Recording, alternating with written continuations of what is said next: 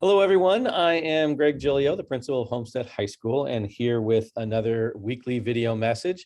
And as you can see, I have a guest star with me today. So this is Martin Wu. Martin, can you introduce yourself for us?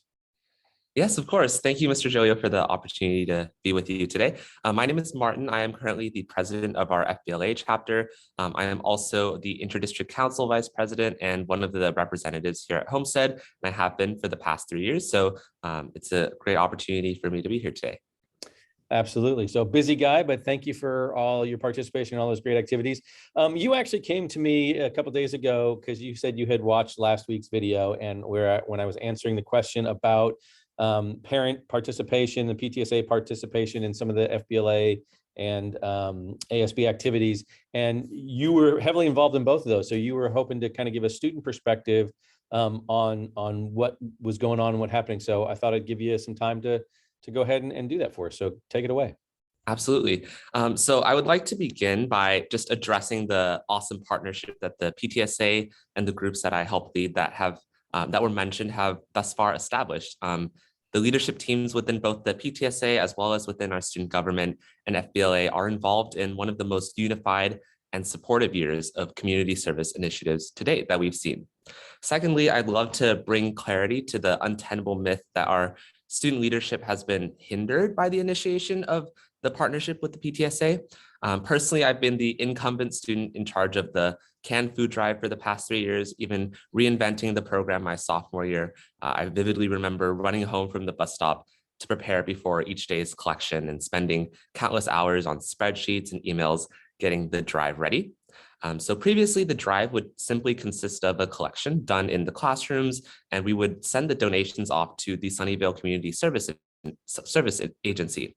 But with the most recent partnership we've initiated, however, we've maintained that crucial element of the drive and merely added on to the community impact. So the PTSA this year assisted with the sorting of the items and communicating fundraising opportunities to parents in the community.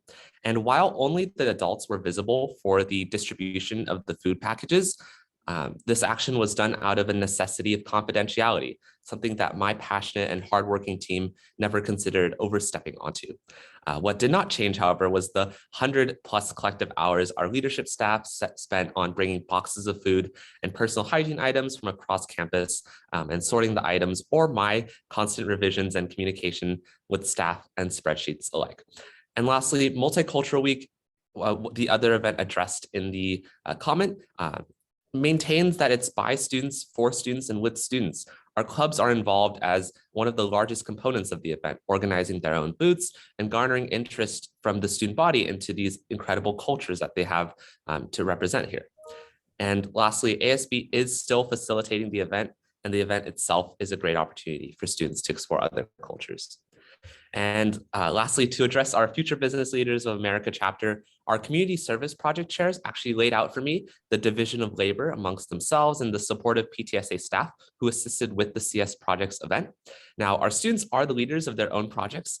No adult or outside party controls their creative freedom, with exception for vetting of safety and procedural lines. Wanting to address the needs of our community, our project leaders initiated a clothing drive this year, asking the PTSA to help once again maintain that same level of confidentiality by assisting with the donation of knowledge and material donations. Now, to specifically underline the concern about general FBLA activities being impeded on by the partnership, I would love to begin by summarizing a speech I gave our 21-member officer team after sweeping 21st place prizes and our chapter's 25th base section championship last week. My job is to bring recognition to the hard work that our officer team does, and I thought that this would be a great opportunity to do so. So first, I would like to shout out our competitions officers team, who happen to all be juniors in the midst of their busiest schedules yet. So that would be Hemal, Daniel, Preeti, Sar, and Jessica, who devoted hundreds of hours after school, lunches, brunches, late evenings to prepare 2 months for our 97 competitors to each be as ready as they can be for the regional conference, as well as our conferences team from Virginia and Aditya, devoting 2 weeks of their entire lunch and after school and multiple after school shifts to resolve registration infos by corresponding with statewide staff members from the organization, demonstrating really incredible student leadership. And last but not least, our project team, who have also demonstrated incredible leadership, from contacting parties from our former vice mayor to multinational corporations, for holding 33 or even more 45-minute long project meetings, developing their own projects, and representing our renowned chapter at the State Leadership Conference soon. So lastly, once again, to clarify, our accomplishments, while expanded by the support of the PTSA, have stayed true to their number one goal of creating community impact, and number two, developing leaders with skills unmatched many other places. Excellent. Thank you for that. You can see why Ms. Kirby is the ASB advisor, and Mr. Lee, Mr. Logie, and Ms. Carlson as the FBLA advisors are super proud of the work that you all do. So thank you for pointing that out. What are some other things, now that we've got you on here, that people can look forward to possibly coming down for the rest of this year from either ASB or from FBLA? Yes, so there's a lot coming up from both groups. For FBLA specifically, we are now in full gear preparing for our state leadership conference. So all of our officers that I mentioned before are now having even more excitement and energy to prepare our competitors to hopefully win another state leadership conference.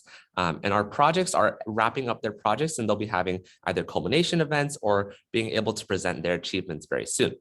Now, in terms of ASB, both junior and senior prom are coming up very soon, which are all both student-led and student-organized, which are also great examples of our incredible student leadership. Our Spring Fling event, which is also organized solely by our freshman and sophomore class officers, is coming up in early March. So that is a great opportunity for students to mingle with one another in our quad. And just this week, we are having the California Fire Foundation fundraiser, which is once again student-led and student-organized. We even went to the Board of Trustees to have the charity approved for the first time by the Board of Trustees before we had the fundraiser, which is once again an exciting event, and we hope that we're able to make a large impact. Absolutely. Well, thank you very much for spending some time with us today and giving us some information about both of these great chapter organizations that you work with. I'm going to let you get going because you obviously have a lot of work ahead of you and a busy day. So thanks for joining us. And I'm going to continue on with the messages here, but thanks for coming out and talking with us, Martin. Take care. Thank you so much. All righty. So I'm going to jump on to get our, I need to find, there it is. I need to find our video. There it is, the PowerPoint for this week's video. And again, today's Friday, February 11th. For those of you keeping track, happy Valentine's Day coming up on Monday. So if you haven't gone out and gotten a Valentine's Day gift for someone you love, you got a couple days left still. So can't say that you didn't get some warning here. So hopefully we spread a lot of love out there, because that's really what it's all about. And talking about spreading the love, and thank you to Martin for kind of giving a lot of shout outs to some of the folks that were doing a lot of that great work. We got a lot of good shout outs this week. So this week actually is National Guidance Counselors Week. So I thought I'd take a moment just to highlight our amazing team. You're going to be hearing a lot from these folks because right now it's just starting to be course selection time. So they're out and about doing a lot of work, and this is their busiest time of the year. But we have our 4 guidance counselors. We have Marissa Amasquita, who works with students with the last name of A to F. We have Raquel De Jesus, who is students for the last name of G to LI. Wilma Wu, who's students LJ through Sam. And then Derek Chan, who is the rest of the alphabet all the way to the end of the Z. We also, as part of our guidance department, have Shay Bellamy, who is our college and career advisor, and she's really kind of wrapping up her busiest time of the year. But again, just got all those mid reports out, and everything's looking good. We have Heidi Parrish and Anna, who's our data tech, and Annabelle Alderetti, who is our registrar. You've probably been hearing their names if you're an incoming 9th grader or a current 10th grader, because there's all the residency and registration that's going on right now. Corey Esquivel is the glue that holds everyone together. She's the guidance secretary. And then there's Jeff Wright, who is our guidance assistant principal.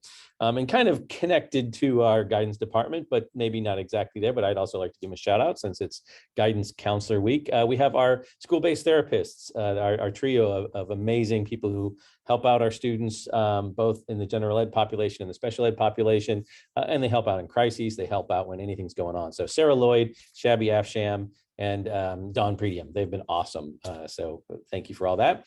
A couple of other shout outs that came from folks. We had a shout out for, I'm going to hope I say the name right, is Janhavi Singhal, who is president of robotics, described as being fiercely passionate about making Homestead a friendlier and more welcome community. So thank you for that kind of work. And we also had a shout out, coincidentally, for Vicky Narang, who is the PTSA president, for going above and beyond leading PTSA activities. She is the Energizer Bunny of the PTSA. There was a general school shout out for school admin and staff for dealing with the COVID surge at the start of the semester and ensuring everyone's safety while keeping the school open. Extremely gratitude for that. Definitely we like being open rather than not. So also thought I'd give you a quick update on our medical issue from the other week. Our teacher is out of the hospital and is home. He's feeling great. He is feeling great and very grateful for all the love and support that everyone keeps sharing and showing. So he wants to know that he's been hearing that, he's been reading all the notes, and he's home resting. Details are still going to be out about how long he'll be, but he should definitely be out for a few more weeks, but we want him to rest up and be 100% so that he comes back and is able to help us out. So again, thank you for all that support, and we'll keep you updated as things go. But right now, things are looking really, really good. So keep that going forward. We just had a couple of questions and concerns this time. So there was one about masks, and there were actually a lot of different questions about this. So I'm going to try and cover them all in the one slide here. But I think the big question is like, why are we still doing this? Things are changing. So why are we still having to behold this? People still issuing some complaints about masks. But yeah, it's true. The guidelines are changing, but the guidelines that aren't changing are the ones that are for K through 12 schools. It is still mandatory, even with those loosening of restrictions. So for K through 12 folks, we also have some pretty strict rules in terms of CCS and CIF. Those are our athletic federations who the rules dictate that the mask must be worn, especially for the indoor athletes while they're even playing and performing. So we definitely have that. And there's also testing requirements to go along with that with our band. And so, when the county does give us different direction, that's when we jump. We don't have the authority to defy the guidelines, nor do we want to defy those guidelines, because they have been extremely helpful.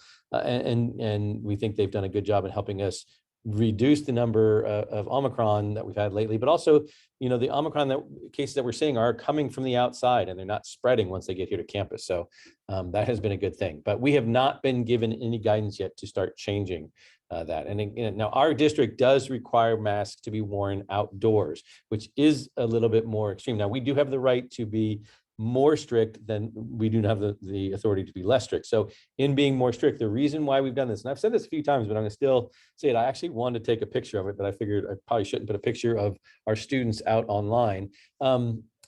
Kids do not stand 6 feet apart when they're outside eating or when they're traveling between classes. So even though they may be outside, they are traveling just in these packs and they're very close to each other, and they're teenagers. They are hanging all over each other. They're goofing around in positive ways, but they're just so close and on top of each other that if they took their masks off, even outside, they would be within inches of each other. So it would not be a safe situation. So that's why we kept that on. So again, we have not been given any other direction other than to keep it going forward.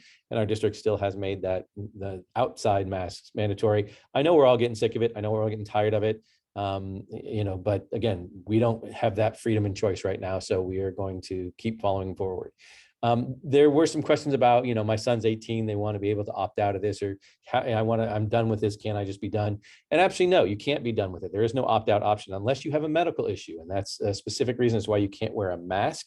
But there are other alternatives that must be followed. There are a few people on campus who have the shields rather than the mask, and there are specific kinds of shields that you can wear. Or there are some people who are given, because of their medical issues, a chance to take a break from that mask. They have to go outside, take their mask off, that kind of thing. So there are some exceptions, but just because you don't like it or just because you don't agree with it, there's no reason to opt out there. And again, in terms of being 18, I'm 54 and I still have to wear it. So there's no age issue there. So again, I know, people are tired of masks, but we're still moving forward with them. There was a question about whether the district is considering revising the policy that we have in regards to plus or minus grades for final grades. Now, so right now, when you're looking at progress report grades, or you're looking at Schoology, you'll see that your student might have an A+ or an A- or a B- or whatever. Those are meant during the progress report time and during sort of the rest of the year to kind of let you know whether you're sort of close to, going down a grade or staying up a grade or what's going on. So it's meant to give you a little bit more understanding. There is a district-wide policy, though, about the final grade being a single grade, an A, a B, a C, a D, that kind of thing. So we don't do pluses and minuses, and there's a variety of reasons, but this has been a long-standing issue. Now, the issue that this came up was, because colleges are sort of getting rid of some of the requirements for like SATs and ACTs, how do students distinguish themselves in terms of grades? Because again, if it's just an A, an A plus would distinguish them from that. And if you look down at the bottom there, I did put that idea that, this can also work against you to say, oh, I have an A plus or an A minus. Because when you do the actual grading system, an A plus is a 4.3, an A is a 4, and an A minus would be a 3.7. So you could have 6 A minuses and not have a 4.0. Whereas now you might have an A minus percentage wise, but your grade comes out as an A, it comes represented as a 4.0. So it actually does look better for you. Our colleges and universities do get fact sheets from each school, and they understand the grading system. So they're not comparing pluses and minuses to us. Our students don't get compared to others that do that. They try to put everybody that's in a like type of school together, and then that's how they assess and look at those particular individuals. I have not heard of any discussions going on at the district to change that. I can snoop around a little bit and see if anyone has talked about it, but I have not been involved in any of those. So for right now, again, we're still staying with the plus or the no plus or minus at the final grades, and I don't think we would change that in the middle of the year. Again, it is very strange and weird that we would change something in the middle of the year. We've only done that with a pandemic and when we went to the credit, no credit grades. But again, not going that direction. I don't think we'd be changing something in the middle of the year, because that actually would be a problem for those seniors that have already put in some grades. Also, the rest of you students too, that would be weird for some of those. It would have to start like maybe with a freshman year and then grow through. So it would be a long time coming before something like that ever happened. But so no change in that for right now. This month we did have an advisory this week. So again, as I say, I like to always let you know that it was about diversifying what you watch in terms of trying to, sometimes we get stuck watching the same old thing or reading the same old thing, and we don't hear or see different perspectives. And sometimes that limited scope gives us some biases in our understanding of the way the world works. So trying to get folks to kind of open up their mind and look at different resources and things that are out there. So that did happen on Tuesday. So talk with your kids about that, see if they can talk to you through some of those resources and maybe some of the things that you're looking at. And you can have that conversation about what social media, who's influencing that, who's what messages are coming through, the TV shows that you watch, or the books that you read, or the newspapers you read, that kind of thing. So next month we are doing a topic on anti-Semitism. This is one of those topics that has come up, and I'll talk a little bit about this before, but this is one that is important to our community. We have a pretty large Jewish community here at school, as well as Fremont. So Fremont and Homestead are going to be putting this together. We're going to be doing a joint one together. So we're going to be looking at that.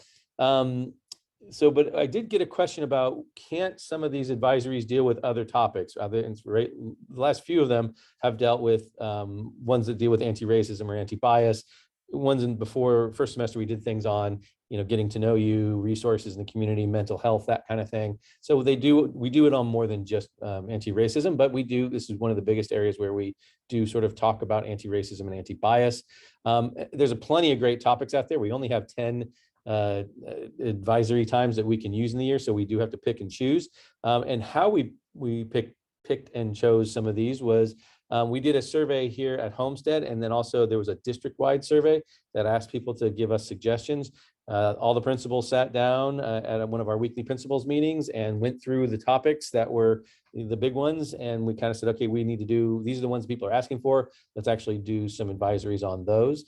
So that's how, for instance, we came up with the topic for anti-Semitism. That's how we came up with all the topics. But again, we'll be doing another survey at the end of the year, and that'll be a chance for students to tell us what they're interested in doing for advisory. And we'll go through that data and go ahead and use it. So that's what we're looking at for advisory. On to important dates. I had a bunch of them. I had to kind of go over to two different columns here, but right now all the course information videos are out. So talking about diversifying what you watch, please go online and take a look at those courses and watch those with your kids and try and make some choices about, have some conversations about what would make a good choice, or what might help you stay eligible for college or get you to the kind of training or information that you want in terms of your future life.